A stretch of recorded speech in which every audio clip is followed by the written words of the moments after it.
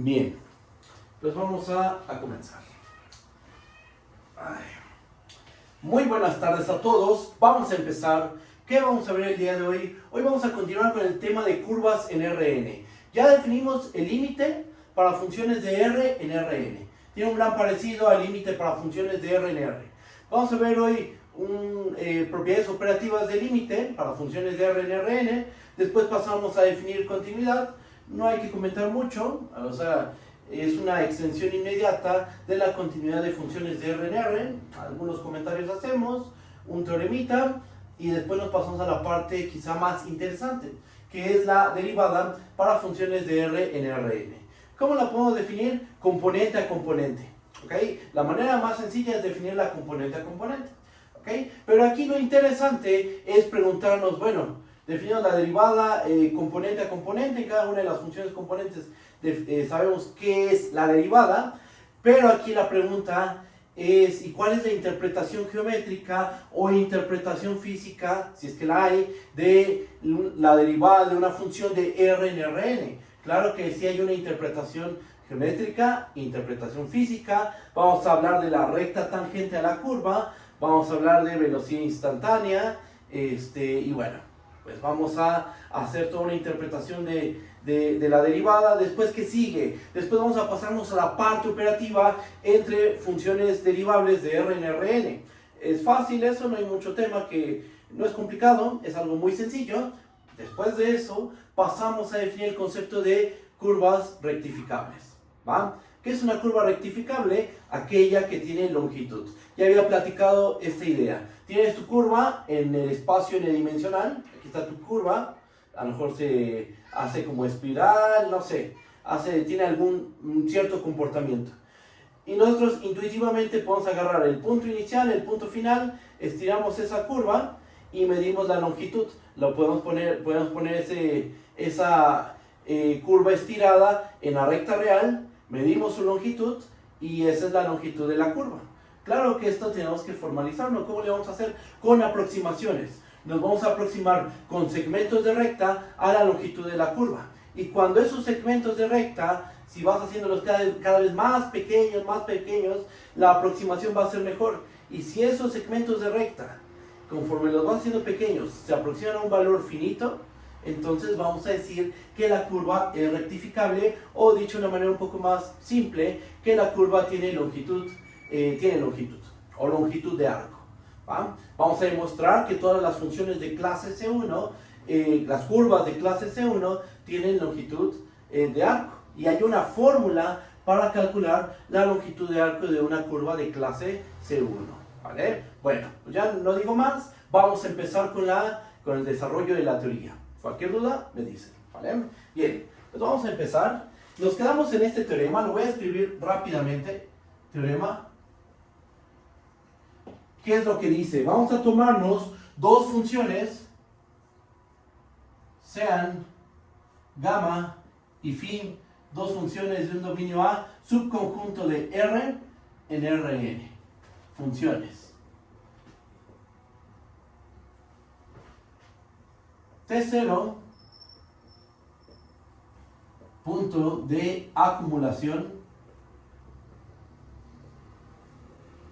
de A. Vamos a supongamos que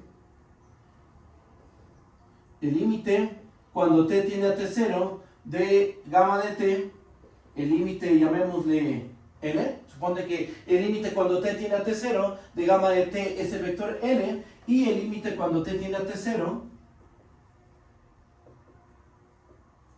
de phi de t, este límite es el vector m. Ok, bajo estas condiciones, ¿qué va a ocurrir? Pues que se va a satisfacer cierta operatividad con gamma y phi. La suma, el límite de la suma va a ser la suma de los límites, por ejemplo. ¿Va? Entonces, ¿qué tenemos? Inciso A. El límite cuando t tiende a T0 de gamma de t más phi de t, esto va a ser igual a el vector n más el vector m. El límite de la suma es la suma de los límites. Es lo que nos dice el inciso A. Inciso B. el límite cuando t tiende a t0 del producto punto de gamma de t con phi de t, esto va a ser igual al producto punto de L con M, ¿ok? O sea, el límite del producto punto de gamma de t con phi de t, ¿qué va a ser? El producto punto de los límites, ¿va? ¿Qué más? Inciso C, el límite cuando t tiende a t0 de lambda por gamma de t, esto es igual a lambda por el vector L. Sí, L, sí, el vector L. ¿Qué es lambda? Lambda es un número real. Con lambda, un número real fijo. O sea, al igual que con el límite para funciones de R en R, el límite saca escalares para funciones de R en Rn. ¿Ok? Tiene la misma, esta misma propiedad, el límite para funciones de R en Rn. ¿Qué más? Inciso D, el límite cuando t tiende a t0 de la norma de gamma de t es igual a la norma del vector L. ¿Ok? Son 4 propiedades que tiene el límite, es operatividad porque involucra otras operaciones. Involucra la suma, la multiplicación de un vector por un escalar, la toma de norma, y lo que estamos viendo es que el límite de funciones de R en Rn se porta muy bien con estas operaciones, ¿vale? ¿Qué es lo que vamos a hacer? Vamos a hacer la prueba de los 4 incisos. Bueno, ahorita vamos viendo qué incisos vamos a hacer. Yo sugeriría hacer la prueba de inciso A, inciso B e inciso D. Inciso C que se quede como un ejercicio. En algunos casos voy a usar nuestro teorema, que una función gamma tiene límite si, solo si, cada función componente tiene límite, ¿va? En otros casos lo voy a hacer a través de la definición de límite para funciones de R en Rn. Y como siempre, cualquier duda me dicen, por favor. Voy a empezar con la prueba. Yo creo que voy a borrar esta parte del pizarrón. Voy a borrar esto.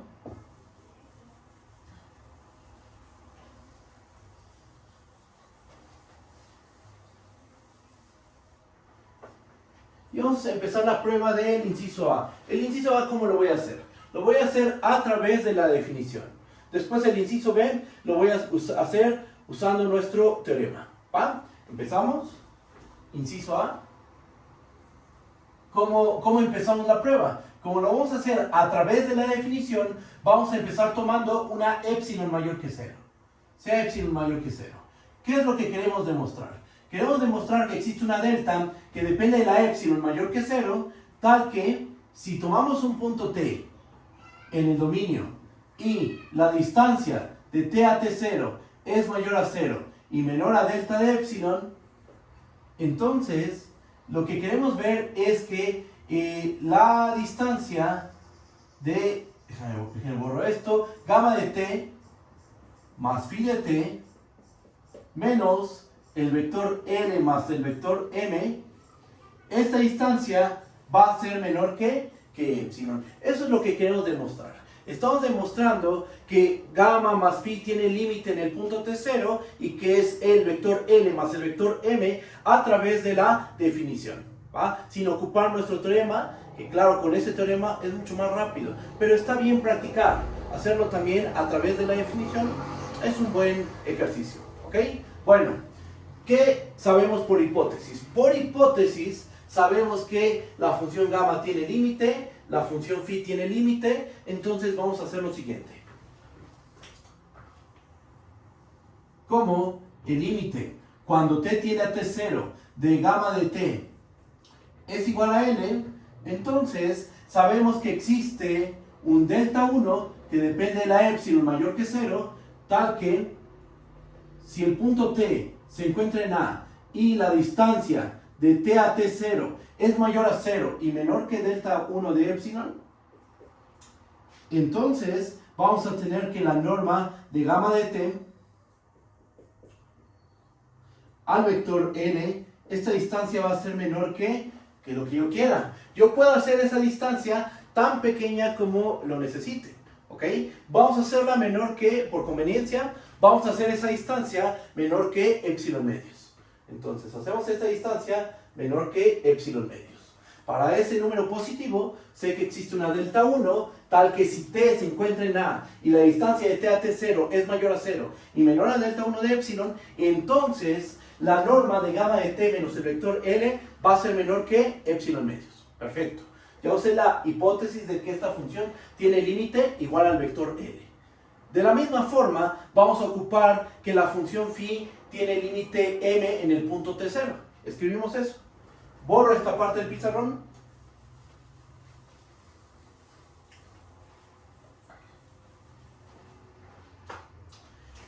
Y punto 1, como este límite vale L, y con la misma idea, de la misma forma, vamos a ocupar que el límite cuando t tiende a t0 de phi de t es igual al vector m. Como el límite cuando t tiende a t0 de phi de t es igual al vector m, entonces podemos asegurar que existe un delta 2 que depende de la epsilon mayor que 0, tal que si tomamos un punto t que se encuentra en A y la distancia de t a t0 es mayor a 0 y menor a delta 2 de epsilon, entonces vamos a tener que la norma de phi de t al vector m, esa distancia la podemos hacer tan pequeña como queramos.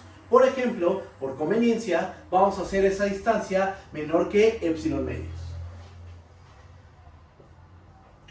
Entonces, ¿qué tenemos?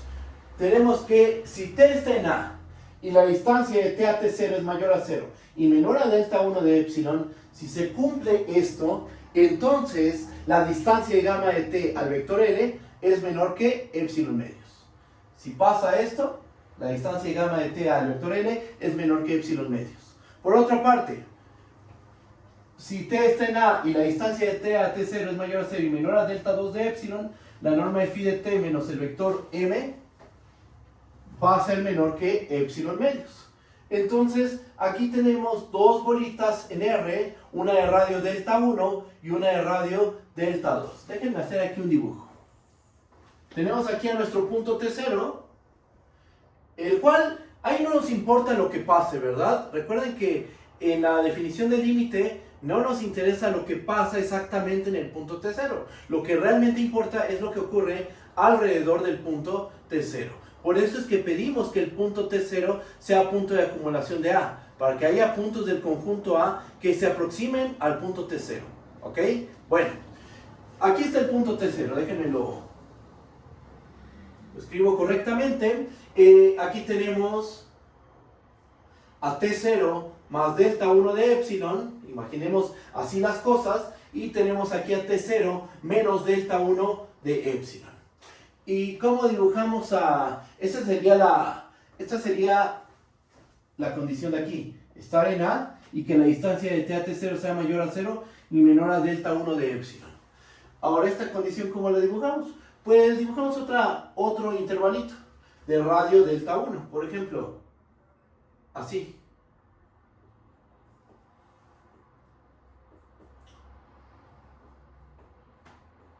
Que solo para ilustrar estoy dibujando a delta 2 menor que delta 1 de epsilon.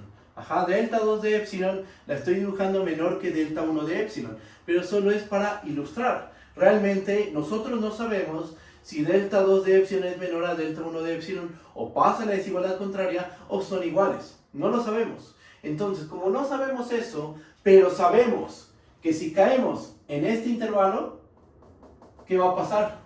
Esta distancia es menor que epsilon medios. Si caemos en este intervalo que es más pequeño, ¿qué va a pasar? Se cumple esta condición, pasa que esta distancia es menor que epsilon medios. Entonces, ¿cómo le hacemos para que las dos cosas sucedan de forma simultánea? Que esta distancia sea menor que epsilon medios y que esta distancia sea menor que epsilon medios. Lo que hay que hacer es tomar la condición más restrictiva. ¿Cuál es? Pues tomar la bolita más pequeña, el radio mínimo. ¿Va? Eso es lo que hay que hacer. Entonces, vamos a tomarnos sea delta de epsilon igual al mínimo entre delta 1 de epsilon y delta 2 de epsilon. Muy bien. Propones esta delta de epsilon es mayor que 0, Por supuesto que sí, porque tanto delta 1 de epsilon como delta 2 de epsilon son números mayores que 0. Entonces delta de epsilon es un hecho que va a ser mayor que 0. Vamos a anotar lo siguiente. Déjenme borrar esta parte del pizarrón.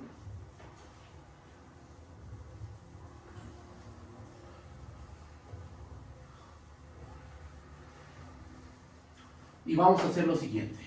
Así las cosas,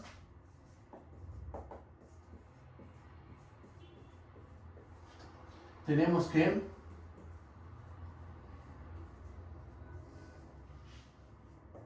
si t está en A y la distancia de t a t0 es mayor a 0 y menor a delta de epsilon, entonces, fíjense lo que va a ocurrir. La norma de gamma de t más phi de t menos el vector n más el vector m, esta distancia ¿a qué es igual? Vamos a agrupar a phi de t, a gamma de t con el vector n y a phi de t con el vector m. Agrupamos esos términos, nos va a terminar quedando que esto es igual a la norma de gamma de t menos el vector m más menos el vector n, ¿verdad? Gamma de t menos el vector n más phi de t menos el vector m. Sí, lo que estamos haciendo es agrupar a la función con su límite. ¿Ok? Tenemos dos funciones, estamos trabajando con dos funciones, la función gamma y la función phi, y lo que estamos haciendo es agrupar a gamma con su límite y a phi con su límite. Justo eso es lo que estoy haciendo. Ahora, vamos a ver esto como la suma de dos vectores. Vamos a aplicar desigualdad triangular. Aplicamos desigualdad triangular y vamos a tener que esto es menor o igual a la norma de gamma de t menos l más la norma de phi de t menos el vector m. Pero una pregunta. ¿Cuánto esta distancia es menor que qué? ¿Y esta distancia es menor que quién? Bueno, pues esta distancia es menor que epsilon medios. La norma de gamma de t a l es menor que epsilon medios. Y ocurre que la norma o la distancia de phi de t al vector m también es menor que epsilon medios. ¿Por qué? ¿Por qué pasa eso? Por la manera en que tomamos a delta. Fíjate, tomamos un punto t en A, cuya distancia t0 es mayor a 0 y menor que delta de epsilon. Como esa distancia es menor que delta de epsilon y delta de epsilon es el mínimo, entonces esta distancia va a ser menor o igual a delta 1 de epsilon y también va a ser menor a delta 2 de epsilon. La distancia de t a t0 es menor a delta 1 de epsilon y por lo tanto la norma de gamma de t menos l es menor que epsilon medios. Después, la distancia de t a t0 es menor a delta 2 de epsilon. Aquí tenemos el puente que nos permite decir que esta distancia es menor a delta 2 de epsilon, por la forma en que tomamos a delta como el mínimo, ¿ok? ¿Cómo es entonces la distancia de phi de t a m? Esa distancia debe de ser menor que epsilon medios también. ¿Va? Y entonces, esto es epsilon, pero ¿qué demostramos con todo esto? Dimos una epsilon mayor que 0. Aquí no empezó el ejercicio. Empezó aquí, pero ya borré. Pero empezamos dando una epsilon mayor que 0. ¿Qué probamos? Que para esa epsilon positiva existe una delta. ¿Qué delta propusimos? Esta, el mínimo entre delta 1 de epsilon y delta 2 de epsilon. ¿Ok? Propusimos esa delta y demostramos que es buena. ¿En qué sentido es buena? En el sentido de que si tomamos un punto t en A, cuya distancia t0 es mayor a 0 y menor a delta de epsilon, entonces la distancia de gamma de t más phi de t al vector l más m, esa distancia es menor que epsilon. ¿Va? ¿Y luego qué hacemos? No, pues ya se acabó el ejercicio, porque ¿cómo tomamos la epsilon? Fue arbitraria. ¿Y encontramos la delta? Por supuesto que sí. ¿Va? Con este argumento podemos concluir, es más, concluye aquí abajo, se concluye que el límite cuando t tiende a t0 de gamma de t más phi de t, esto va a ser igual al vector l más el vector m. Y listo. Ahí termina la prueba. ¿Cómo lo ven? ¿Sí está bien o hay alguna duda? esta prueba, el inciso A, se hizo a través de la definición de límite, ¿vale? Y bueno, hay que practicar estas pruebas de las dos formas disponibles que tenemos, a través de la definición y con nuestro teorema, ¿va? ¿Alguna duda? ¿Vamos bien? Ustedes me dicen, si hay una duda, lo checamos. Entonces, ya tenemos el inciso A, pasamos al inciso B. Voy a borrar esta parte del pizarrón.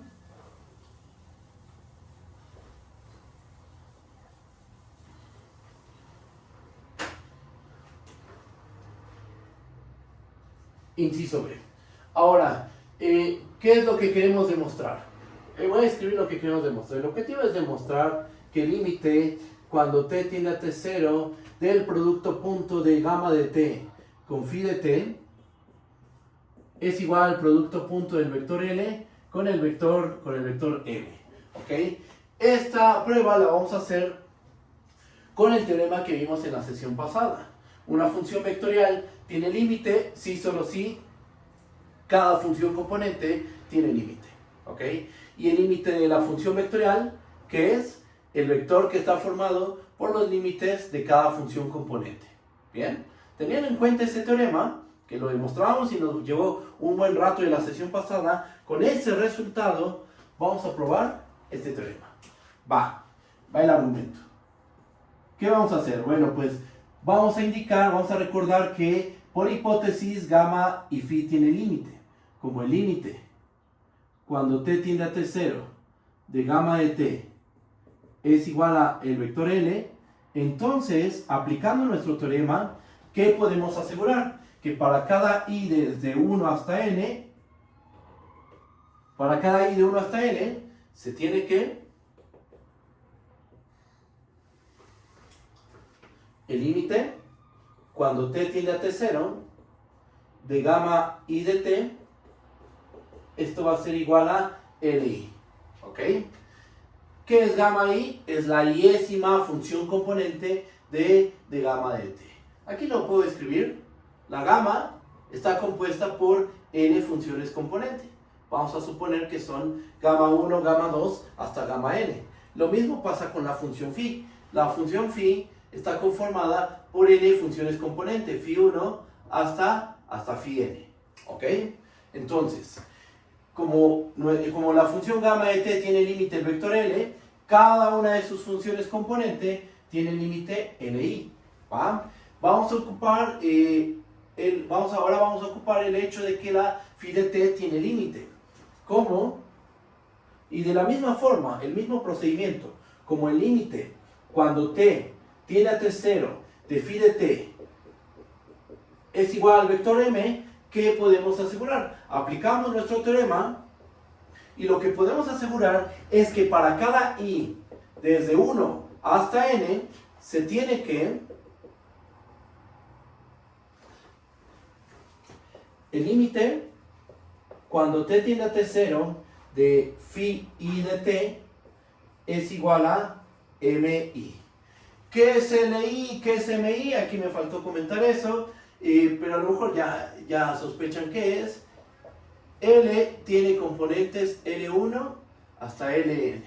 Y el vector M tiene componentes M1 hasta Mn. ¿Va? Entonces, ¿qué es Li? ¿Qué es Mi? Son las iésimas componentes de los vectores L y M respectivamente. ¿Va? Estamos aplicando el teorema de la sesión pasada. Como esta función tiene límite y esta función vectorial tiene límite, cada función componente tiene límite. Va. ¿Qué más? ¿Qué más tenemos que hacer? Déjenme borro esta parte del pizarrón. Continuamos.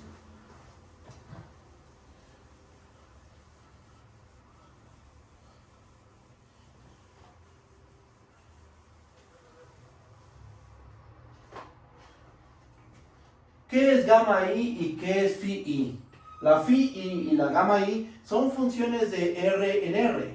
Esas funciones ya las tenemos bien estudiadas. Ya sabemos que con las funciones de R en R, la suma de, si tienen límite las dos funciones, el límite de la suma de los límites, el límite del producto es el producto de los límites, para funciones de R en R. ¿Okay? Eso se ve en el curso de cálculo diferencial en una sola variable, cálculo 1. Esta es una función de RNR. Esta es una función de RNR. Entonces, vamos a ocupar ese hecho. Vamos a escribir lo que acabo de comentar y vamos a concluir. Fíjense. Para cada i de 1 hasta n, phi i y gamma i son funciones reales de variable real, tales que existe el límite. El límite cuando t tiende a t0 de gamma i de t es li, y el límite cuando t tiende a t0 de phi i de t es igual a mi. Entonces, por propiedades de los límites, pero para funciones de RNR, ¿qué podemos decir? Esto implica, por propiedades de límite, para funciones de R en R, ¿qué podemos decir?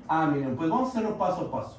Para cada i igual a 1 hasta n, ¿cuánto vale el límite cuando t tiende a t0 de gamma i de t por phi i de t? Esto va a ser igual a li por mi. El límite del producto es el producto de los límites. Es lo que estamos ocupando. Estamos ocupando límites de funciones de R en R, eso ya lo sabemos. Para cada igual a 1 hasta n se tiene esto. Y ahora, nuevamente usando propiedades de los límites para funciones de R en R, ¿cuánto vale el límite cuando t tiende a t0 de la suma desde i igual a 1 hasta n de gamma i de t por phi i de t? El límite de la suma es la suma de los límites. ¿Cuánto vale el límite de cada sumando? ¿Cuánto vale el límite de gamma i de t por phi i de t? Aquí lo tenemos, es li por mi. Sumo todas esas funciones y su límite a qué va a ser igual a la suma desde i igual a 1 hasta n de li por mi. Perfecto. Y ahora, ¿qué nos falta por notar? Por último, notemos que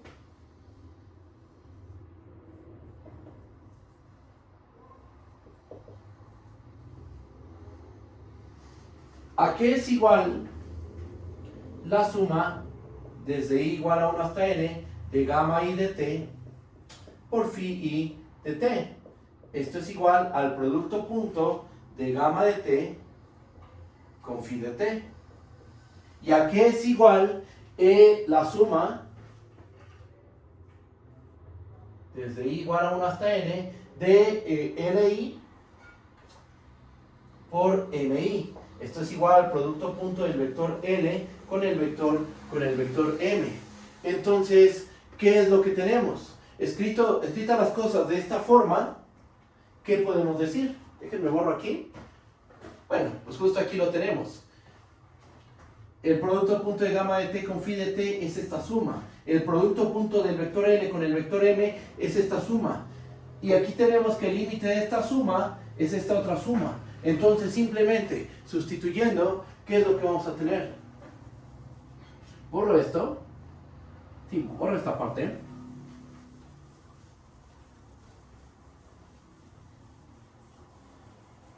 Borro esto también. Por lo cual, el límite cuando t tiende a t0 del producto punto de gamma de t con phi de t, esto va a ser igual al producto punto del vector L con el vector M. Sí, porque ¿quién es gamma de t, el producto punto de gamma de t con phi de t? El producto punto de gamma de t con phi de t es esta suma. ¿Esta suma tiene límite? Sí. ¿Cuánto vale? Esta suma de aquí. Esta suma de aquí, ¿a qué es igual? Al producto punto del vector L con el vector M. ¿Qué es lo que estamos escribiendo del lado derecho de la igualdad? Y con esto terminamos la demostración. ¿Cómo hicimos esta prueba? Usando nuestro teorema. Si una función vectorial de variable real tiene límite, bueno, va a tener límite si y solo si cada función componente tiene límite. Y el límite de nuestra función vectorial, bueno, el límite de cada una de esas funciones componente, ¿qué es? Es la iésima componente del vector límite. ¿Ok? Y bueno, ahí acaba la demostración. Ya tenemos esta prueba usando nuestro teorema. ¿Qué sigue? Vamos a hacer inciso D de nuestro teorema. Inciso C queda como un ejercicio para ustedes. Vamos a probar inciso D. Y con esto acabamos la parte de límite. Cualquier duda que haya, díganme por favor. ¿Va? Bien, entonces nos pasamos al inciso D. ¿Qué es lo que queremos demostrar en el inciso D? Que el límite, cuando t tiende a t0, de la norma de gamma de t, esto es igual a la norma del vector L. Bien, ¿esto cómo lo vamos a hacer? A través de la definición. ¿Va? Empezamos la prueba. Queremos demostrar que este límite, pregunta, ¿este límite es un límite real o límite vectorial o qué es? Es un límite real, porque si bien gamma de t es un vector, ahí no hay nada que decir, es un vector, pero la norma ¿qué es? La norma de un vector es un real. Entonces, lo que tenemos aquí es una función real de variable real. Eso es lo que realmente tenemos. T es un valor real. Le tomo gamma de t, es un vector, pero después tomamos la norma y eso nos asigna un número real. Entonces lo que aquí tenemos es una función real de variable real a la cual le queremos tomar límite y queremos ver que su valor es la norma del vector L. ¿Ok? Bueno, teniendo en cuenta esto, vamos a empezar con la prueba. Damos una epsilon mayor que 0. Sea epsilon mayor que 0. ¿Qué queremos demostrar? El objetivo es demostrar que existe una delta que depende de la epsilon mayor que 0, tal que si tomamos un punto t que se encuentra en el dominio y la distancia de t a t0 es mayor a 0 y menor a delta de epsilon, entonces la norma de gamma de t, aquí hay un detalle, me borro esta parte. ¿Qué tiene que pasar? Que el valor absoluto de la norma de gamma de t al vector, a la norma de L, esto tiene que ser menor que epsilon. Eso es lo que tenemos que verificar. Hay que encontrar una delta tal que si t está en A y esta distancia es mayor a 0 y menor a delta de epsilon, entonces el valor absoluto de la norma de gamma de t, que es la función, menos el límite, que es la norma de L, es menor que epsilon. ¿Ok? ¿Dudas? ¿Vamos bien? Ustedes me dicen, por favor. Voy a borrar de este lado.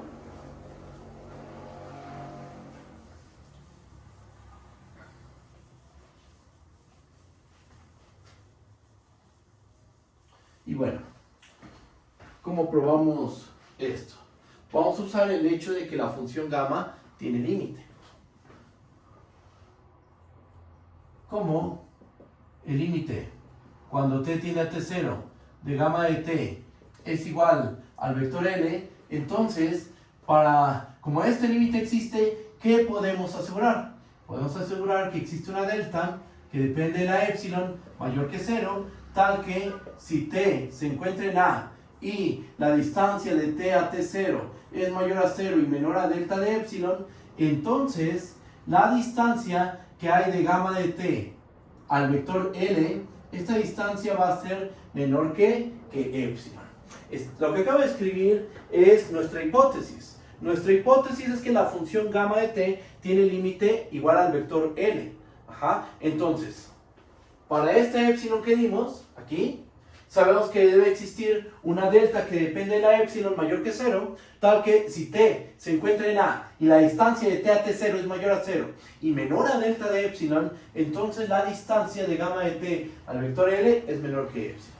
Simplemente ocupé la hipótesis de que gamma de t tiende al vector L. Ahora, ¿qué podemos hacer para obtener esto de aquí?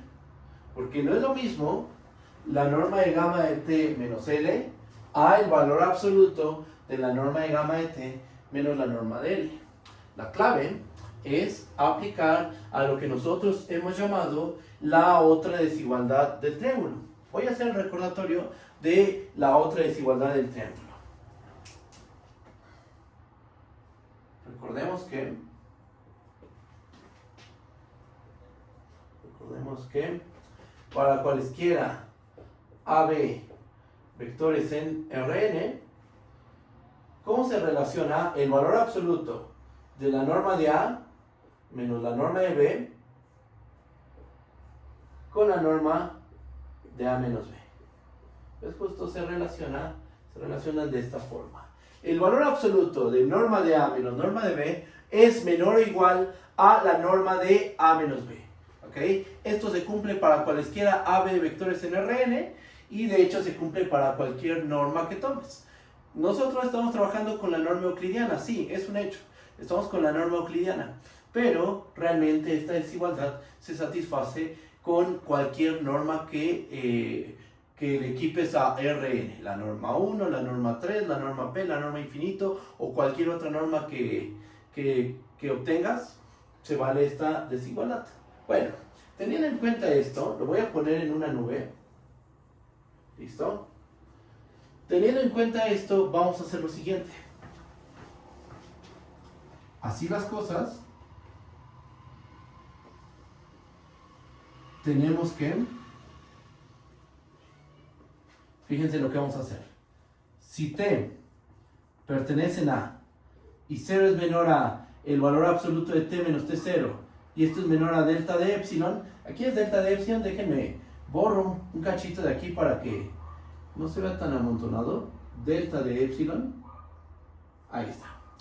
Si t está en A y la distancia de t a t0 es mayor a 0 y menor a delta de epsilon, ¿cuál es esa delta de epsilon? La que obtuvimos de que la función gamma tiene límite igual al vector L. ¿Okay? Entonces, todo un punto en A cuya distancia t0 es mayor a 0 y menor a delta de epsilon, si estamos en estas condiciones, entonces quiero que noten lo siguiente. Valor absoluto de la norma de gamma de t menos la norma de L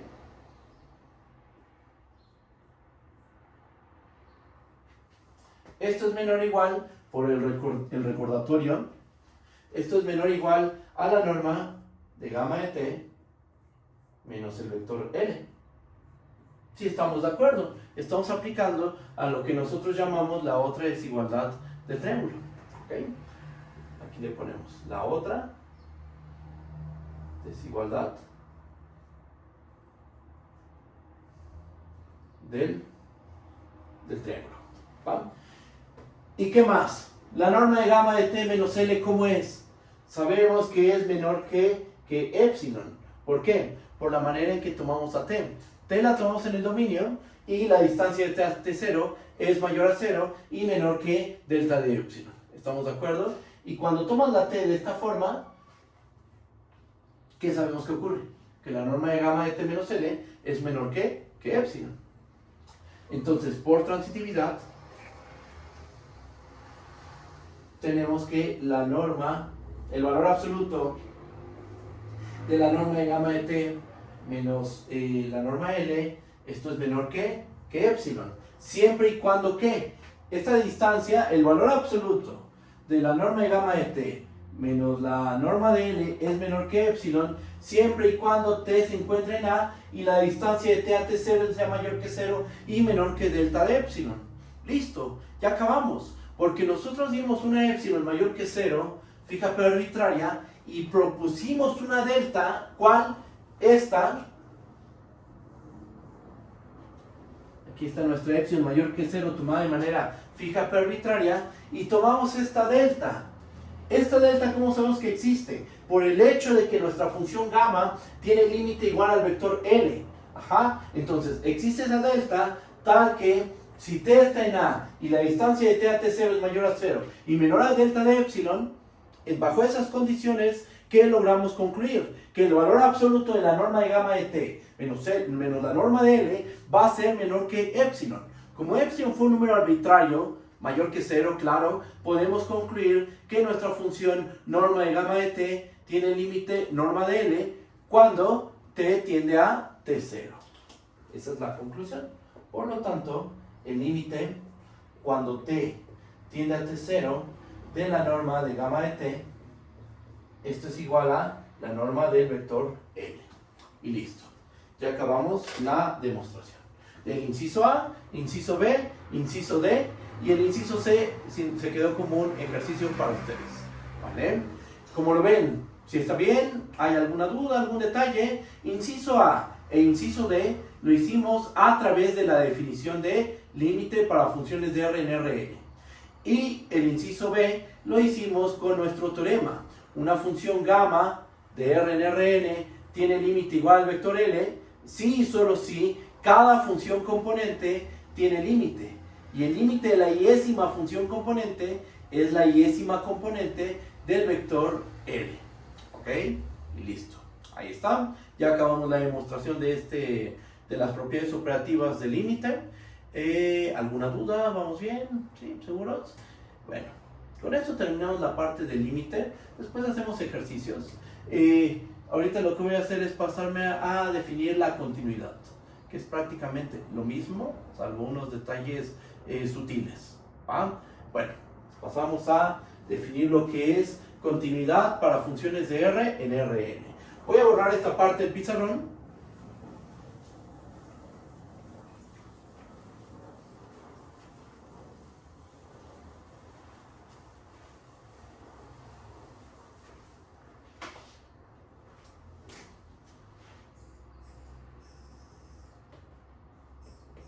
Continuidad para funciones gamma de R en Rn. Bien, ¿cómo vamos a definir la continuidad? Va la definición. Vamos a dar la definición. Definición.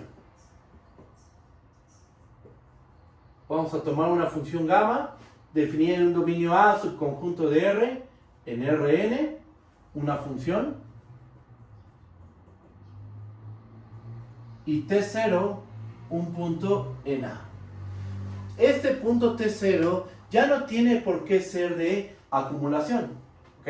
Pero lo que sí tenemos que pedirle a ese punto T0 es que forme parte del conjunto A. Cuando pedíamos que T0 sea punto de acumulación, ese en la parte en el límite, el punto T0 puede que sea punto del dominio o puede que no. Piensen, por ejemplo, para que esto quede claro, piensen en una función de R en R. Por ejemplo, piensen en la función seno de X entre X. Pregunta, ¿esta función está definida en 0? Así con esta regla, o sea, seno de X entre X. ¿Está definida en 0? No, no está definida en 0. Y aún así, uno habla del límite cuando X tiende a 0 del seno de X entre X. Este límite sabemos que vale 1 por cálculo 2. ¿Okay? El límite cuando X tiende a 0 del seno de X entre X es igual a 1. ¿Está definida la función en 0? No, pero 0 es un punto de acumulación del dominio de la función seno de X entre X. No forma parte del dominio, el punto 0, pero es de acumulación y por esa razón nos podemos preguntar si existe o no el límite en 0. ¿Ok? Bien, pero en continuidad lo único que tenemos que pedir es que el punto T0, el punto donde vamos a ver si hay o no continuidad, lo único que hay que pedirle es que forme parte del dominio de la función. Eso es todo. ¿Ok? Bien, quito este límite y vamos a escribir la definición. Decimos que gamma es continua en T0 si pasa lo siguiente: si para cada epsilon mayor que 0 existe una delta que depende de la epsilon mayor que 0, tal que si t es un punto en A, en el dominio de la función, y la distancia de t a t0 es mayor a 0 y menor a delta de epsilon, entonces, ¿qué tiene que ocurrir? Que la norma de gamma de t a gamma de t0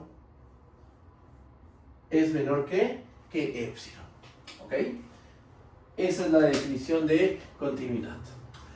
Tienes una función de R en Rn con dominio A, tienes un punto T0 de A, y decimos que gamma es continuo en el punto T0, si dada una epsilon mayor que 0, existe una delta que depende de la epsilon, tal que si T está en A y la distancia de T a T0 es menor a delta de epsilon, ya no estamos omitiendo el caso donde T es igual a T0. Se está incluyendo aquí, en la definición de continuidad, puede ocurrir que T sea T0, es válido, ¿va? Entonces, si la distancia de T a T0 es menor a delta de epsilon, entonces la norma de gamma de T menos gamma de T0 va a ser menor que epsilon, ¿ok? Interpretación geométrica, ¿cómo se ve esto geométricamente? Pues prácticamente igual, ¿va? Dibujito, supónganse que el conjunto A es un intervalo por simplicidad, solo por simplicidad. El dominio de una función de R en Rn no tiene por qué ser un intervalo, pero por simplicidad vamos a pensar que es este intervalo, que aquí se encuentra el punto T0, aquí tenemos a nuestra función gamma, la imagen o la traza vamos a pensar que se encuentra en dimensión 2. Y entonces, ¿cómo se ve una función continua? Es una función con un buen comportamiento, en el sentido de que aquí aplica esto de que para dibujar a la traza no debo de soltar el plumón, separar el plumón del pizarrón, ¿ok? Entonces, ahí va. Solo en este punto, solo en el punto, cerca del punto T0, ¿va? Entonces, suponte que aquí está gamma de T0. Y la interpretación es similar a la del límite. ¿Cómo interpretamos esta epsilon? Como el radio de una bolita centrada en gamma de T0. Aquí está gamma de T0 y aquí dibujamos una bolita. Una bolita de radio epsilon con centro en gamma de T0. ¿Ok? ¿Qué más? Dada esta bolita de radio epsilon, ¿qué nos dice la definición? Que debe haber un radio que se llama delta de epsilon. Debe existir un radio lo suficientemente pequeño. Ese radio, ¿dónde se visualiza? Ese se visualiza en el dominio. Entonces, en T0 dibujamos una bolita de radio delta de epsilon. La bola de radio delta de epsilon con centro en T0. Que nosotros ya sabemos, porque ya hice este desarrollo, la bola de radio delta de epsilon con centro en T0 en R es simplemente el intervalo T0 más delta de epsilon, T0 menos delta de epsilon. A ver, déjenme lo digo bien. La bola de radio delta de epsilon con centro en T0 es el intervalo abierto T0 menos delta de epsilon, coma, T0 más delta de epsilon. Ese es el intervalo. ¿Qué virtud tiene ese intervalo? Pues que si tomas un punto del dominio que se encuentra dentro del intervalo, ¿qué va a pasar con la imagen de este puntito? Este puntito debe caer dentro de la bola de radio epsilon con centro en gamma de T0.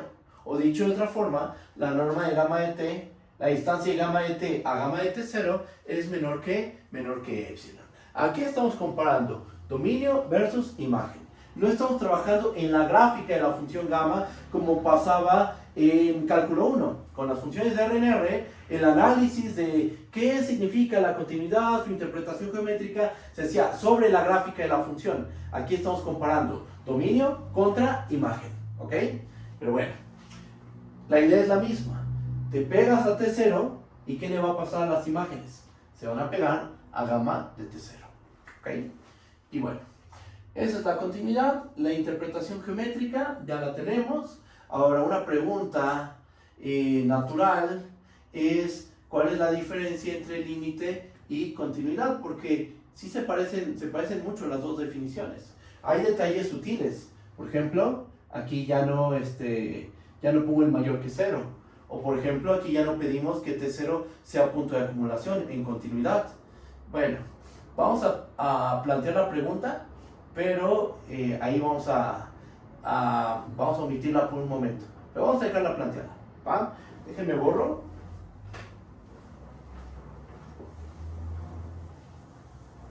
Esa pregunta la resolvimos en cálculo 1 y se resolvió. O sea, sí nos metimos en este problema de límite y continuidad, se parecen mucho.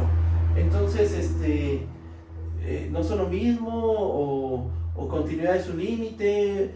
Bueno, eso lo resolvimos en cálculo 1 para funciones de RNR.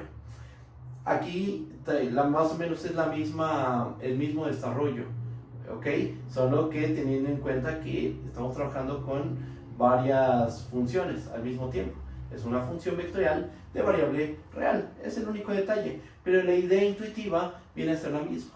Sin embargo, eso me gustaría dejarlo para otra sesión. Después regresamos a esto y lo explicamos con mucho cuidado. Borro aquí. Ay, perdón. Bien, entonces dejamos plantear la pregunta. ¿Qué relación existe entre límite y continuidad?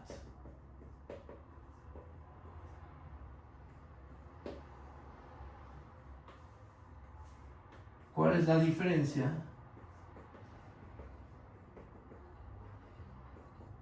entre límite y continuidad? Esa pregunta la vamos a dejar para después. Vamos a dejar para después. Mi idea es que cuando ya estemos trabajando con las funciones de Rn en Rm y estemos viendo límite y continuidad, justo ahí, ya con esa generalidad, vamos a plantearnos nuevamente estas preguntas. Pero ya tengan presente, pues que hay que, o sea, no es lo mismo límite y continuidad. Ya tenemos una idea desde cálculo 1 de que límite y continuidad son lo mismo. Aquí porque con esta generalidad límite y continuidad no son la misma, o bueno, ¿en qué se diferencian? ¿Por qué aquí no pedimos que T0 sea punto de acumulación? Ese tipo de cosas las vamos a responder más adelante. ¿Va? ¿Qué más? Vamos a dar un teorema, solo un teorema sobre continuidad, que es el análogo para límite, que si una función vectorial tiene límite, esto es sí, solo sí, cada función componente tiene límite. Vamos a enunciar el teorema correspondiente a la continuidad, ¿ok? La prueba, ¿qué pasa con la prueba? Pues la prueba viene a ser la misma demostración, es la misma demostración que a la que hicimos en la sesión pasada, con estos detalles sutiles de que en continuidad ya no pones aquí el mayor que 0, que ya no estamos pidiendo punto de acumulación, pero en esencia la prueba es la misma. Se ocupa esto de que la norma 2 es mayor o igual que cada componente en valor absoluto. La prueba viene a ser prácticamente la misma. ¿Va? Bueno, renuncio, lo dejamos como ejercicio, porque nada más hay que regresar a ver la prueba de límite, reescribirla para continuidad y listo. ¿Va? Voy a enunciar el teorema. Aquí lo voy a enunciar, yo creo que aquí va a caber. Alguien habló, perdón. La verdad. Bien. Teorema. ¿Qué es lo que dice? Vamos a tomarnos una función gamma definida en un dominio A subconjunto de R en Rn. Una función. Tal que gamma tiene componentes, funciones componente gamma 1 hasta gamma n. ¿Ok? Vamos a tomarnos sea T0 un punto en A. Bien, ¿qué dice el teorema? Lo que dice el teorema es que entonces gamma es continua en T0 sí y solo sí para cada i de 1 hasta n. Gamma i es continua en T0. ¿Ok?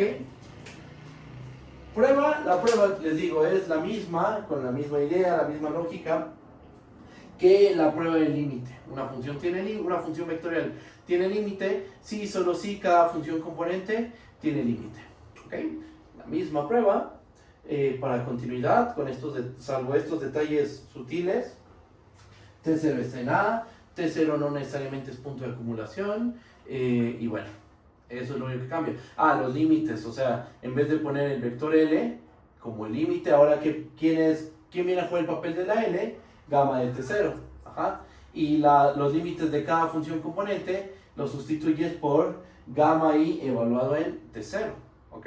Esos son los detalles en los que cambia la prueba. Chequenla y traten de llevarla, la prueba que hicimos para el límite, traten de llevarla a este contexto, al contexto de continuidad. ¿Va? ¿Qué más? Voy a borrar.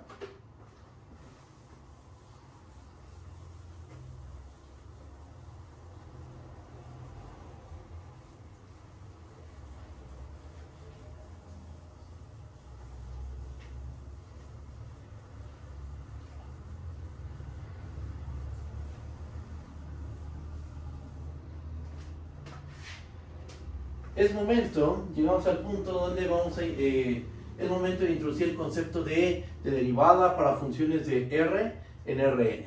¿Ok? Aparte de dar la definición y ver las propiedades operativas, vamos a dar una interpretación geométrica y física. La interpretación geométrica va a ser como es un vector, la derivada va a ser un vector tangente a la curva. ¿Ok? La interpretación geométrica es que la derivada es el vector velocidad en el punto t0. Ajá. Vamos a plantear un problema físico y vamos a obtener la derivada. Muy sencillo, no crean que es algo demasiado sofisticado, pero podemos darle esa interpretación. ¿Ok? Y bueno, no digo más, voy a escribir la definición de lo que es una función derivable para funciones de R en Rn.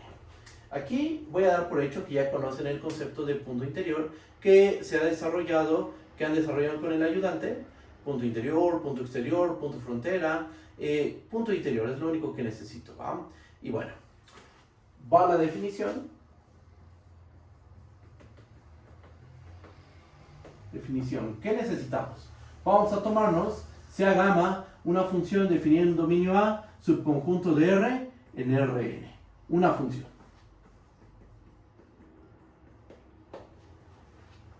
Sea T0 un punto interior de A. Decimos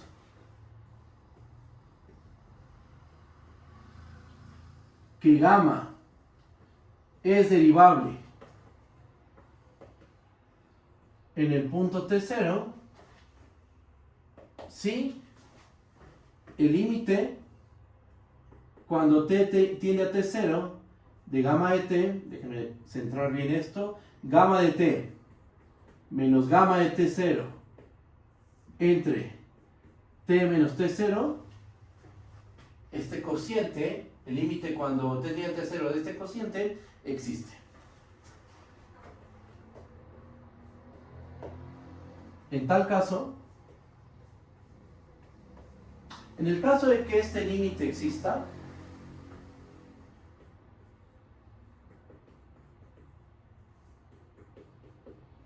al límite de este cociente lo vamos a denotar de esta forma. ¿Cómo van estos puntitos? Así. Gamma prima de T0. ¿Ok? Esa es una manera de denotarlo. Por ejemplo, funciona bien esta notación en cálculo diferencial en varias variables. También lo podrían encontrar en ecuaciones diferenciales como la derivada de gamma respecto a la variable t, por ejemplo. Pero bueno, uno puede ocupar esta o esta notación sin ningún problema en el punto T0. Y esta es la definición de una función derivable. ¿Qué notamos? Pues que seguimos trabajando con un cociente para definir la derivada. Al igual que con las funciones de RNR, ¿qué significa que una función de RNR sea derivable? Que una función f de RNR sea derivable en el punto T0.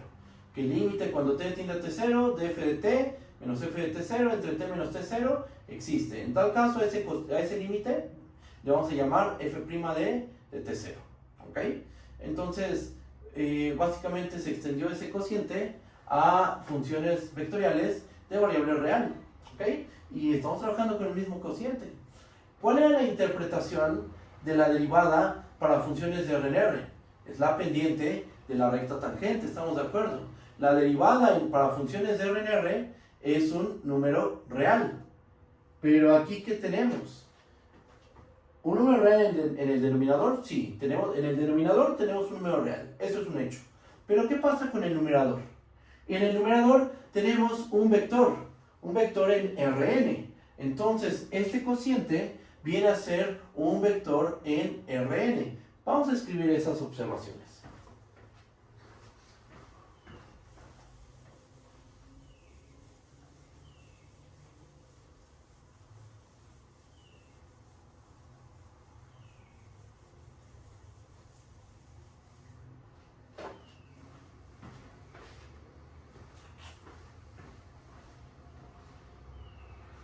Tenemos que, vamos a ponerlo como observación. Observación. Bajo las hipótesis, bajo las mismas condiciones. O más bien, con la notación usada en la definición, con la misma notación.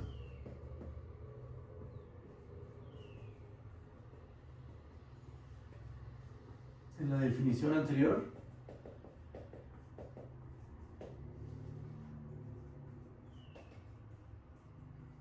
con la misma notación de la definición anterior, vamos a anotar lo siguiente. Para cada t que pertenecen a con t distinto de t0, que es gamma de t menos gamma de t0 entre t menos t0. Gamma de t menos gamma de t0 entre t menos t0 va a ser un vector en Rn. Ajá. Si bien este término de aquí es un escalar, esto, el numerador es un vector. Entonces estás realizando la multiplicación de un escalar por un vector. ¿Eso que nos arroja? Nos arroja un vector. Ok, esto va a ser un vector en Rn. Ajá, porque estamos pensando que nuestra función gamma va de R en Rn. Tenemos un vector, ok. A diferencia de lo que pasaba con una función de RnR, aquí la derivada va a ser un vector, ok. Para funciones de RnR la derivada es un número real, ¿va? Entonces, nuestra siguiente pregunta es, ¿cómo se interpreta? ¿Cómo podemos interpretar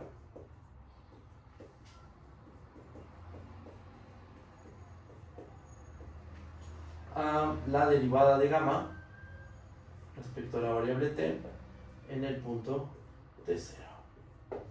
¿Cómo se interpreta la derivada? Bueno, pues vamos a dar dos interpretaciones, ¿ok?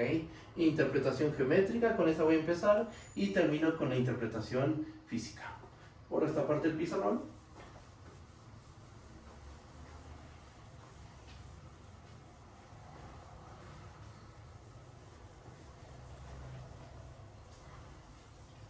A ver si me queda el dibujo, ¿eh? No garantizo que me salga un muy buen dibujo, pero bueno. A ver. Aquí está T0. El dominio pues anda por aquí. Ajá. Pero lo que más nos interesa es la traza o la imagen de gamma.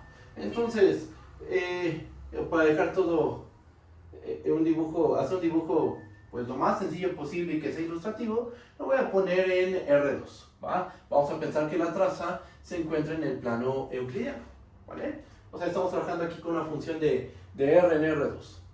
Bien, entonces aquí va nuestra gamma. A ver, yo creo que así. Aquí está, déjenme pensar cómo lo pongo. Aquí está gamma de aquí está gamma de t, gamma de t0,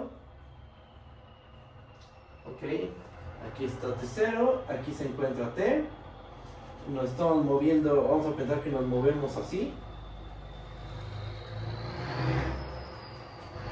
Entonces, bueno, no pongo estas flechitas porque a lo mejor pongo unas cuantas. 1, 2, 3, 4. Ya, ahí está, listo. Bien, entonces, ¿cómo interpretamos al límite, a la derivada de gamma en el punto T0? Bueno, primero, Vamos a ver cómo se interpreta gamma de t menos gamma de t0. Fíjense. Punto 1. Si gamma de t menos gamma de t0 es distinto de 0, justo como está en nuestro dibujo, aquí se nos va a formar un vector. Ajá, que es el vector diferencia. Gamma de t menos gamma de t0. ¿Ok? Aquí está gamma de t. Aquí tenemos a gamma de t0. Les digo, ojalá y me queden menos dibujos. Y aquí está el vector gamma de t menos gamma de t0, que lo estamos anclando aquí. ¿Ok? Ahora, ¿qué pasa? Que ese vector diferencia podemos pensarlo, podemos prolongarlo y hacerlo una recta, convertirlo en una recta secante. ¿Ok? Entonces, a esta recta vamos a llamarle L sub x de gamma. Podemos dar la regla de correspondencia, podemos describir a esta recta de una manera sencilla. Pues sí podríamos hacerlo, porque miren, ¿quién va a ser esta recta? L sub x de... No, perdón, estoy poniendo malas cosas aquí. A ver, déjenme, le pongo aquí una t y un t0. Ándale, así, esto sí está bien. Déjenme borro. Sí, porque ¿quién era el vector x? No hay ningún un vector x aquí. ¿Estamos de acuerdo? Entonces, vamos a llamarle LT T0 de gamma. Muy bien. ¿Cómo construimos esa recta? Pues sabemos que es una recta secante que pasa por el punto gamma de T0. ¿Ok? Entonces, los puntos de esta recta, ¿cómo tienen que ser? Los puntos de esta recta, vamos a poner dos puntitos aquí para describir a los puntos de esta recta. ¿Cómo son? Pasan por el punto gamma de T0 y tienen vector director. ¿Cuál es su vector director? Gamma de T menos gamma de T0. Entonces es lambda veces gamma de T menos gamma de T0. Así son los puntos. Ajá. Los puntos de esta recta son de la forma gamma de T0 más lambda veces gamma de T menos gamma de T0. Ok, esta es la recta secante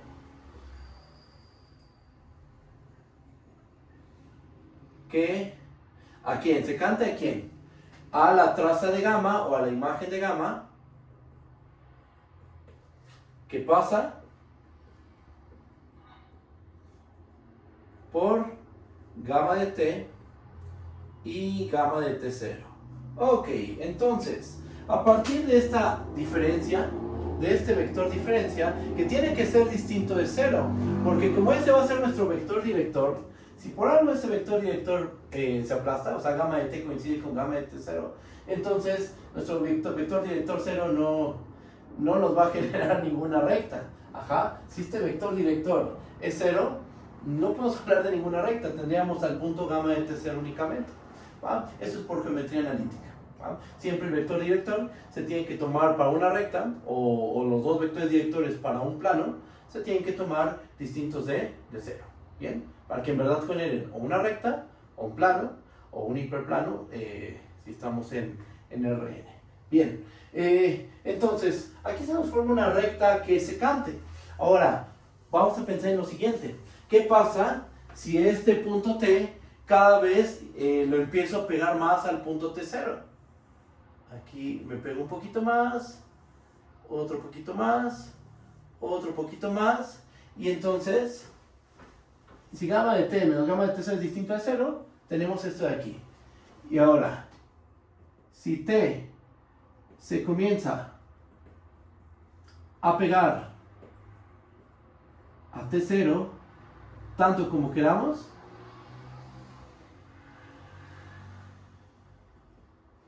intuitivamente, ¿qué es lo que va a ocurrir? Que este vector director, o bueno, esta secante, se empieza a convertir ¿en qué? Se empieza a convertir en una recta tangente. ¿Ok? ¿Y cuál va a ser el vector director? Aquí tenemos esta recta L, en el punto T0 respecto de gamma,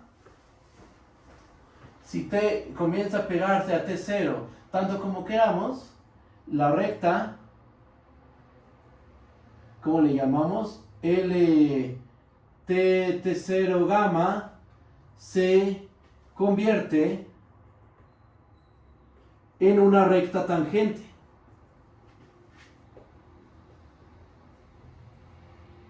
A gamma en el punto T0. Ahora aquí la pregunta, ok, el dibujito nos dice que si empezamos a hacer que T se aproxima a T0, esas rectas secantes se transforman en una recta tangente, ok. Pero ahora, ¿cuál es el vector director? Digo, ¿cuál es el vector director de esa recta tangente? ¿Cómo lo obtenemos? Uno podría decir, pues muy fácil, toma el límite cuando t tiende a t0 de gamma de t menos gamma de t0. Porque como este es el vector director de las rectas secantes, entonces uno dice, pues naturalmente, si tomo el límite cuando t tiende a t0, gamma de t menos gamma de t0 se va a aproximar al vector director de la recta tangente. Pero, ¿qué pasa si gamma es continua en el punto t0? Si gamma es continua en el punto t0, gamma de t menos gamma de t0 cuando t tiende a t0, ¿cuánto va a valer? 0. Y entonces ya no tenemos un vector director. ¿Qué podemos hacer para resolver el problema? Vamos a hacer lo siguiente. Borro esta parte, que me hubiera gustado. Bueno, a ver, vamos a ver si logro acabar aquí. Igual y esta línea creo que no nos dice demasiado. Y aquí comentamos, si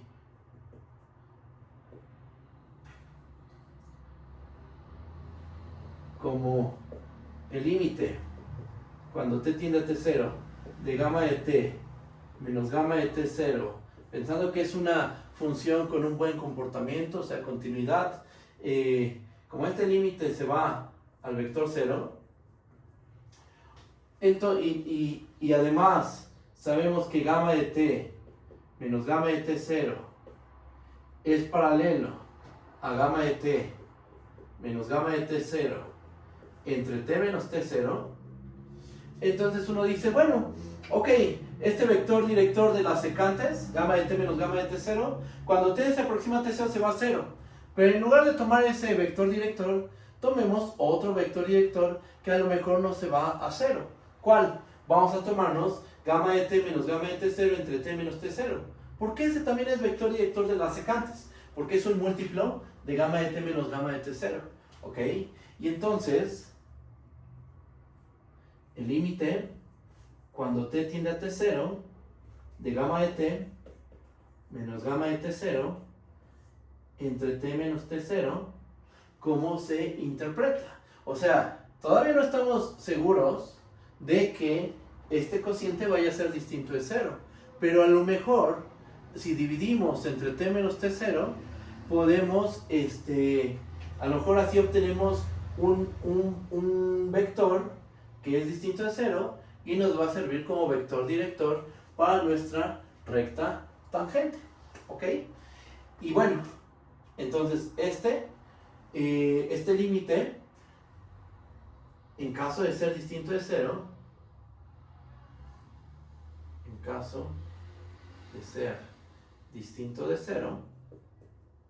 lo podemos interpretar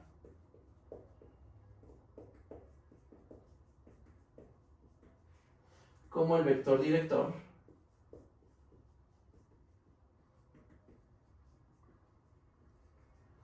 de la recta tangente a gamma en T0. ¿Ok?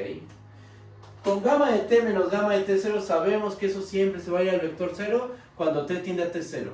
Pero chance, y si dividimos entre t menos t0, que es un múltiplo de gamma de t menos gamma de t0, a lo mejor con este vector, este cociente, a lo mejor al tomar el límite obtenemos un vector límite distinto de 0. Y ahí ya podemos interpretar a este límite como el vector director de la recta tangente en el punto T0. O sea, este límite, ¿qué viene a ser? Es un vector que es tangente, cuando lo anclamos en gamma de T0, este vector es tangente a la curva en el punto gamma de T0. Ahí está toda la interpretación geométrica. ¿Okay? Esta es la interpretación geométrica de la derivada. La derivada, entonces, ¿qué va a ser? Aquí podemos responder. ¿Cómo se interpreta la derivada de gamma en el punto T0? Bueno, pues la derivada de gamma respecto a la variable t en el punto T0 es un vector tangente a gamma en T0. ¿Ok? Y un mini dibujito de cómo se ve esto. Aquí está gamma de T0.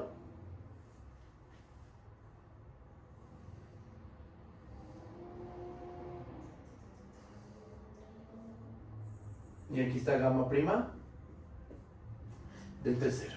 Es un vector tangente a la curva. Esta curvita pues es gamma, ¿no? La traza de gamma. Y bien, esa es la interpretación geométrica de la derivada. Interpretación geométrica de la derivada. ¿Vale? ¿Cómo lo ven? ¿Sí está bien? ¿O hay alguna duda? ¿Cómo vamos? Ustedes me dicen, ¿Si hay alguna duda? Esto es algo intuitivo. Ajá, todo esto son ideas intuitivas. La definición formal de derivada ya la di hace ratito. Esa es la definición de la derivada, pero uno le da una interpretación. Ajá. Empieza con una idea intuitiva. Empezamos trabajando con estas rectas secantes. Las secantes, cuando t tiene 3, se empiezan a aproximar a una tangente, y de ahí le dimos un significado geométrico a la derivada. Pero la definición formal pues es el límite cuando t tiende a T0 de gamma de t menos gamma de T0 entre t menos T0. ¿Ok? Y bueno, pues ya. Interpretación geométrica. Pasemos a la interpretación física. Voy a borrar esta parte del pizarrón.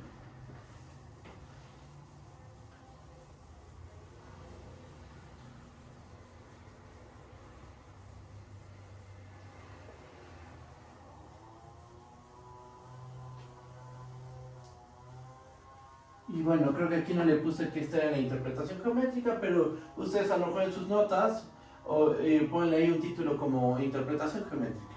¿Va? Y lo que sigue es la interpretación física.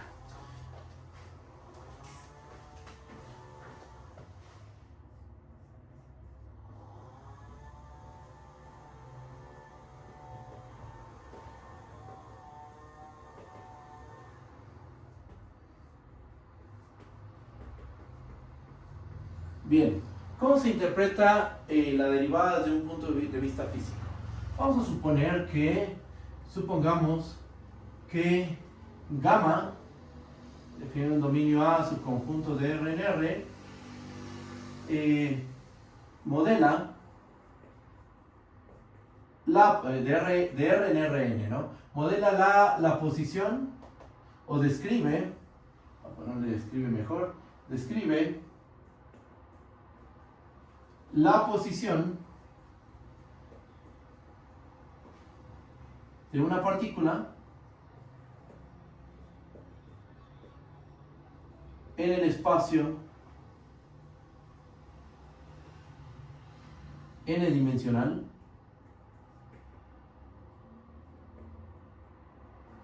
en el tiempo t. ¿Ok? Entonces, ¿qué es t? Nuestro parámetro t, ¿qué es? Es el tiempo. ¿Ok? Y gamma de t, pues es la posición de una partícula, lo que sea. Ajá. Tiene cierta, se está moviendo en el espacio, a lo mejor y es un fluido que va recorriendo pues tiene cierto recorrido, no lo sé, o sea, uno puede darle muchas interpretaciones a esto de que es la posición de una partícula. Ajá, o sea, podemos pararnos en una situación un poquito más particular, pero creo que con esto es más que suficiente. Entonces tenemos que la función gamma describe la posición de una partícula en el espacio n-dimensional en el tiempo t. Ok, vamos a hacer un dibujo. aquí está nuestro punto T0. Y aquí tenemos el tiempo T. Aquí está nuestro plano. Y se supone ese plano es el espacio n-dimensional. Entonces, tu partícula va por aquí, ¿no? Algo así. Bien. Esta es su trayectoria. Va a lo mejor en esta dirección. En este tiempo se encuentra a lo mejor aquí, en esta posición. Y en T0 se encuentra en esta posición. Bien.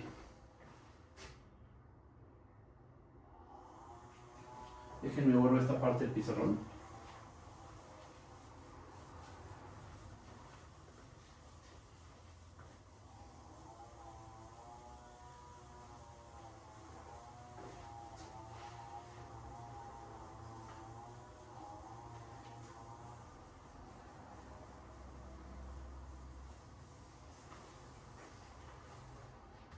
Entonces, vamos a definir lo que es la velocidad promedio. Definimos la velocidad promedio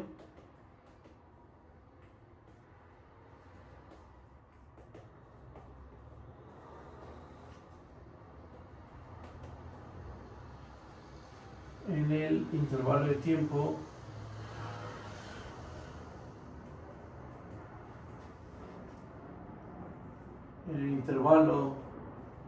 que va de t a t0 como la velocidad promedio, que va a ser, es gamma de t menos gamma de t0 entre t menos t0. ¿Cómo interpretamos esto? O sea, porque pues yo puedo definir un cociente, pero hay que darle una interpretación, ¿ok? ¿Ese cociente cómo se interpreta? Primero, ¿qué es gamma de t menos gamma de t0? Viene a ser este vector diferencia. Nuevamente, aquí tenemos a gamma de t, aquí tenemos a gamma de t0, y aquí tenemos a nuestro vector diferencia. Gamma de t menos gamma de t0. ¿Qué es esto? Esto describe el desplazamiento que se generó al pasar del punto gamma de t al punto gamma de t0. Y estamos comparando, ¿cómo uno compara números con un cociente? Entonces, estamos comparando el desplazamiento generado con el tiempo transcurrido de t a t0. ¿Ok? Es la razón de cambio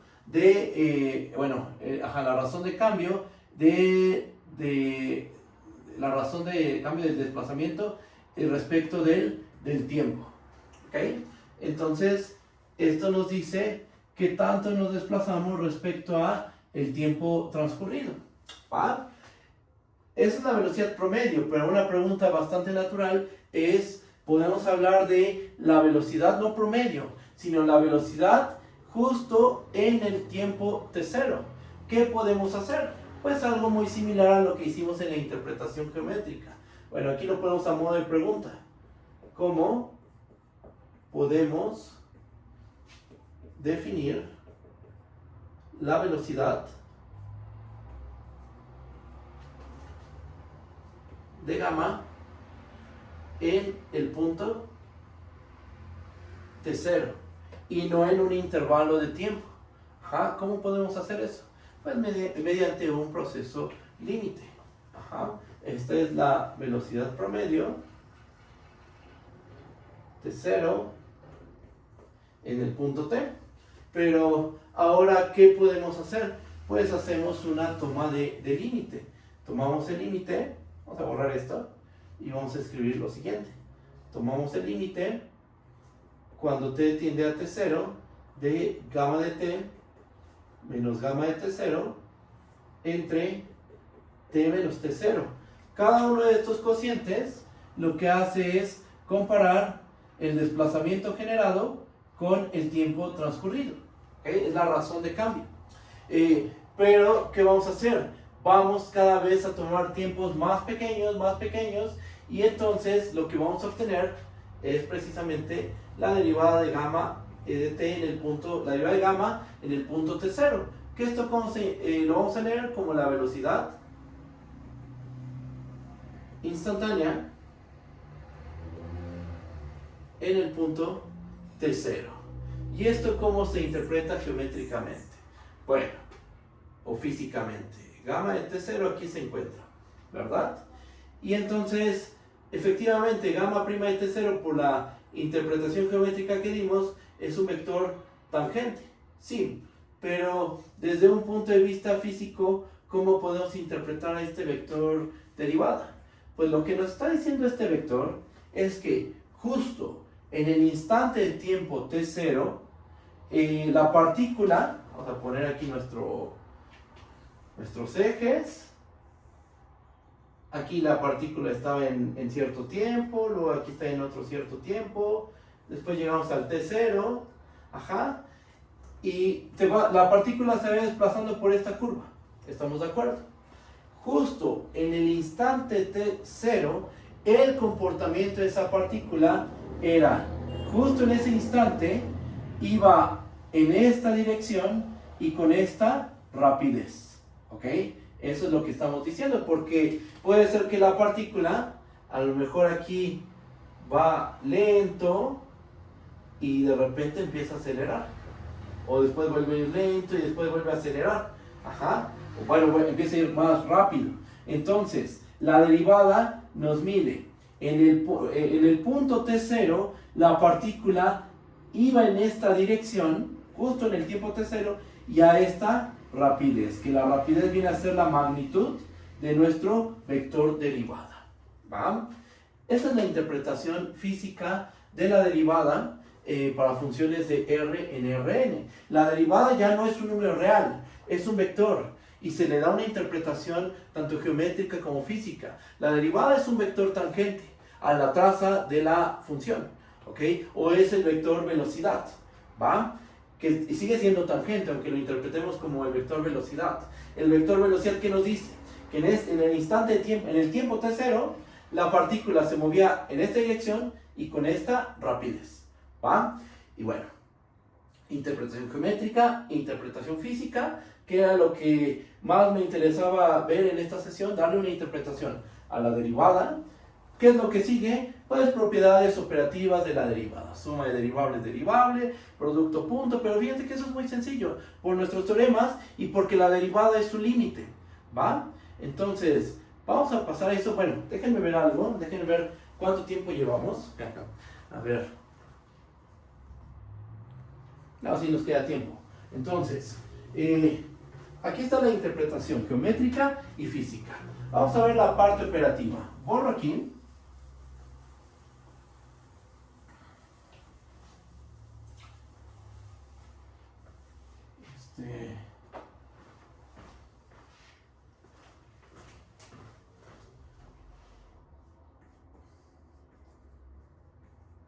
Y tenemos este teorema, así como tenemos el teorema de que si una función tiene límite, una función vectorial tiene límite, si solo si cada función componente tiene límite, una función vectorial es continua, si y solo si cada función componente es continua, para la derivada vamos a tener algo similar, ¿va? Vamos a escribir el teorema. Sea gamma una función definida en dominio A, subconjunto de R en Rn. Una función.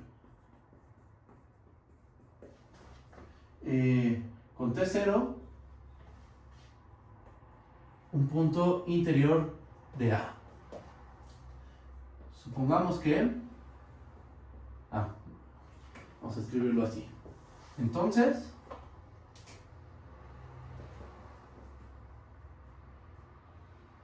gamma igual a gamma 1 hasta gamma n es derivable en T0 si y solo si para cada i igual a 1 hasta n, gamma i es derivable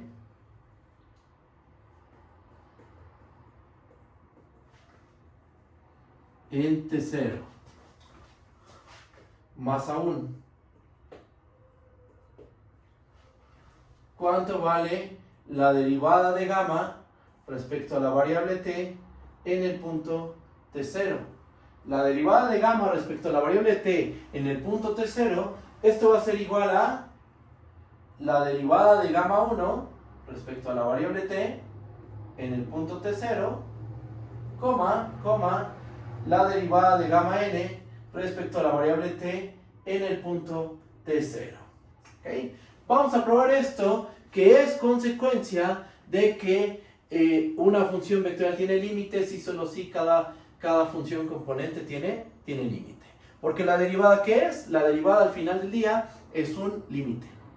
Es el límite cuando t tiende a t0 de gamma de t menos gamma de t0 entre t menos t0. ¿Ok? Hacemos la prueba de esto, enuncio la parte operativa y con eso terminamos la sesión. Vamos a probar este teorema.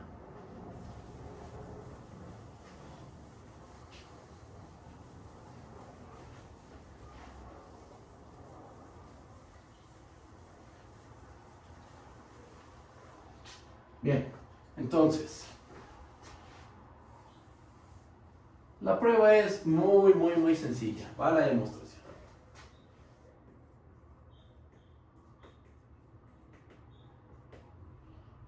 Gamma es derivable en t0 si y solo si, por definición de función derivable, para funciones de Rn, claro, si solo si el límite cuando t tiende a t0 de gamma de t menos gamma de t0 entre t menos t0 existe. Por nuestro teorema de límites, esto es un límite, estamos de acuerdo. Para que este límite vectorial exista, ¿qué tiene que pasar? Esto es si y solo si para cada i igual a 1 hasta n, el límite cuando t tiende a t0 de gamma i de t menos gamma i de t0 entre t menos t0 existe. Y bueno, vamos a ponerle un nombre, ¿va? Vamos a ponerle a esto esto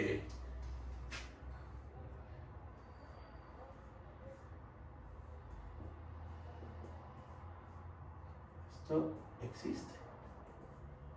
Ajá.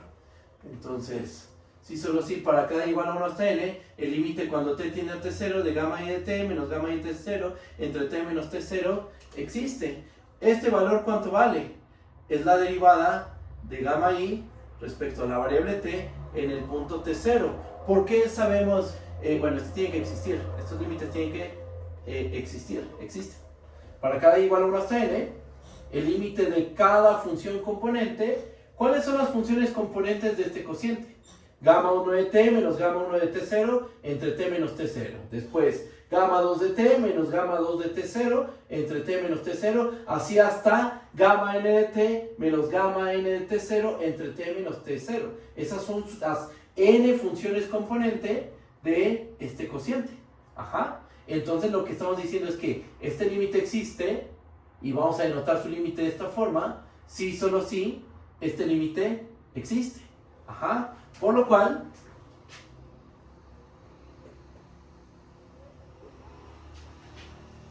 la derivada de gamma respecto a la variable t en el punto t0, o sea, con este argumento que tenemos, que gamma es derivable en t0, si, solo si, cada, déjenme escribir aquí, falta otro cachito, perdón, déjenme borro esto. Y esto es si, solo si, para cada i igual a 1 hasta n, gamma i es derivable en t0. ¿Ok? O sea, con este argumento, ¿están de acuerdo que todos los si, solo si se valen? Aquí estamos ocupando, justo aquí, estamos ocupando nuestra caracterización de límites vectoriales. Una función vectorial tiene límite si y solo si cada función componente tiene límite. ¿Estamos de acuerdo? Justo aquí. ¿Y aquí qué estamos ocupando? Pues la definición de derivabilidad. Que este cociente exista, ¿a qué es equivalente? A que gamma i es derivable en el punto T0 para cada i igual a 1 hasta n. O sea, con esta cadena de sí solo sí queda demostrado que gamma es derivable en T0, sí solo sí para cada i igual a 1 hasta n, gamma i es derivable en T0. ¿Ok? Olvídense de este símbolo y este símbolo de aquí. Simplemente vamos a preocuparnos por la existencia de estos límites. Existe. ¿Okay? Vamos a leerlo de nuevo. Gamma es derivable en T0. Por definición, ¿eso qué quiere decir? Que el límite cuando t tiende a T0 de gamma de t menos gamma de T0 entre t menos T0 existe. Ok. Por la caracterización de los límites vectoriales, que sabemos que esto pasa así solo si cada función componente, para cada igual a 1 hasta n, el límite cuando t tiende a T0 de gamma i de t menos gamma i de T0 entre t menos T0 existe. Pero esto por definición de derivada de funciones reales de variable real, quiere decir que para cada igual a 1 hasta n, gamma i es derivable en el punto T0. O sea, con esto concluimos que gamma es derivable en T0, sí solo sí, para cada i de 1 hasta n, gamma i es derivable en T0. Ok, ahora, ¿cómo vemos que la derivada de gamma, o sea, cómo comprobamos que este límite y los límites de cada una de las gamma i están relacionadas? Bueno, pues también es parte de nuestra caracterización de los límites vectoriales. Déjenme borro esta parte y terminamos la prueba. Así las cosas,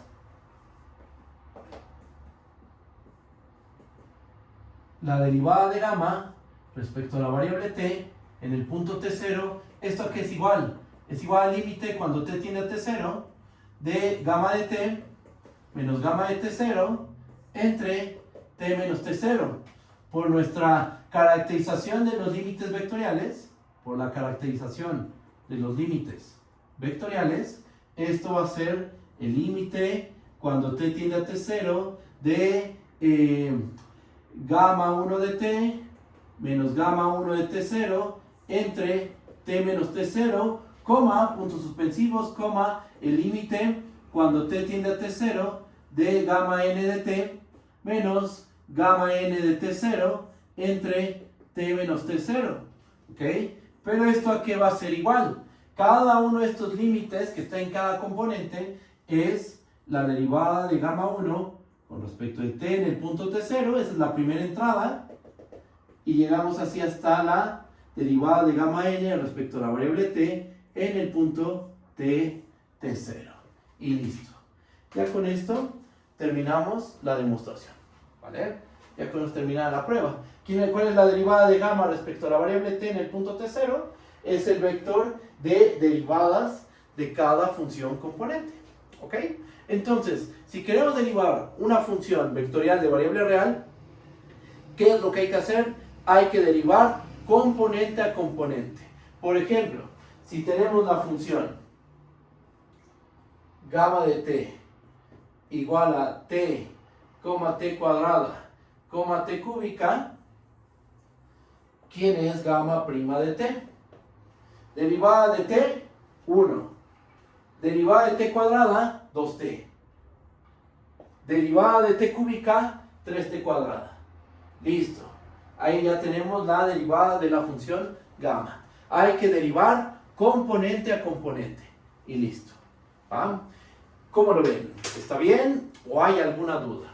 Ya con esto tenemos interpretación geométrica y física de la derivada. Tenemos este teorema que nos facilita las cosas. ¿Por qué? Porque para derivar una función vectorial de variable real, simplemente hay que derivar cada una de las funciones componentes. Y con eso obtenemos la derivada de la función vectorial. ¿Qué es lo que sigue? Lo que sigue es ver propiedades operativas de la derivada. Derivada de la suma, derivada del producto punto, derivada, este tipo de propiedades. Pero bueno, yo creo que eso lo vemos en la próxima sesión. Recuerden, nos vemos el jueves. El jueves es cuando nos vamos a reunir. y continuamos con este tema. Lo más seguro es que en la siguiente sesión ya empiece con el tema de longitud de arco. Y lo más probable, no estoy seguro, es que en la sesión del sábado ya terminemos el tema de longitud de arco. ¿Va? Y bueno, ¿alguna duda? ¿Vamos bien? Cualquier duda, díganme por favor. ¿Va? Y bueno, pues no hay nada más que decir. Yo creo que hasta aquí dejamos la sesión y nos estamos viendo el jueves. ¿Vale? Cuídense mucho. Bye bye. Hasta luego. No, ¿de qué? Hasta luego. Hasta luego.